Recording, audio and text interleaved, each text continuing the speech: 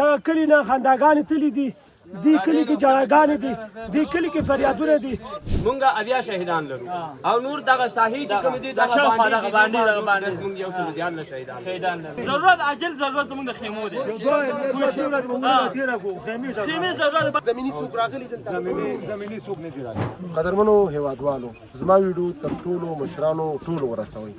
راځئ چې د دې شهیدانو کورنیو د زړه ملهم وګرځو. دا شهید شهید وطن دا یتیم یتیم ملت خدایا ته پوری مهربان شي ته یې ساتي عزت خدایا ستاد بندگان د به ضرورت عاجل ضرورت زموږ د خیمو دی. خیمې ضرورت باران کې دا ټول واړه باندې یخنۍ نه راځي ټول بستر یې کم چې را سره وکنه کوم هغه نه استری واه ټول واړه هغه نام د شوی دي بستر کم په لار سلام دي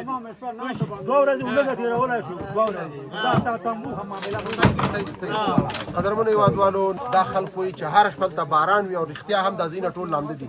ماشومان د شنه اسمان لاندې ژوند کوي، باران طوفان دلته ډېر وران طوفانونه لګېږي. دلته پیاده تګ نه کېږي، موټرو لارې بندې دي، سړکونه بند دي، هر سره رنګونه را چپه شوي دي، تیږې را چپه شوي دي. انشاءالله الله به ورته کوي، الله به سره مرسته کوي. موږ کوشش کوو. صحیح ده.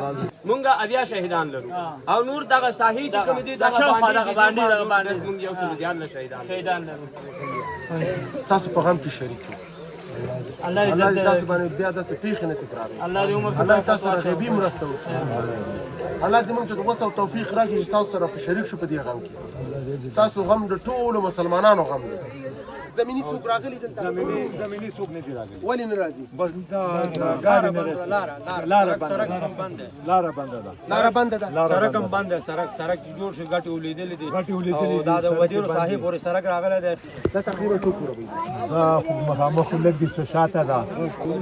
نه نه پرون دی کوش دی دا شاتم دی او دی په خوا خو طرف کې دی ګر چاپی دا غونډې شاوخوا ټول کوم کلی دی دا شماش کلی دی.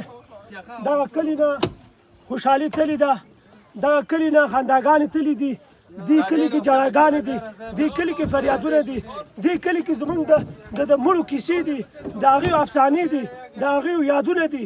زموږ مشغوله نشته، زموږ خوشحالي تللې ده. وروره موږ دلته ډېر شیانو ته ضرورت لرو، خیمو ته ضرورت لرو، وروره خوراکي توکو ته ضرورت لرو. سړک بند دی، هېڅ طریقه نه کېږي د ګاړو چې په ګاړو راشي او دلته زموږ ته دغه ورسېږي. جازونه دي، جازونه به څومره موږ ته دغه راورسوي، اسباب راورسوي. اول غوښتنه هم دولت ته او د خیریه مسؤله دا ده چې موږ ته باید دا ټول دا کلی وباسي. هلته چېرته نور ځایونو کې موږ له خیمې ولګول شي، په ډاګونو کې بل ځای کې چې موږ هلته تېره شو. قدرمنو هیوادوالو زما ویډیو تر ټولو مشرانو ټولو ورسوئ. راځئ چې د دې شهیدانو کورنیو د زړه ملهم وګرځو.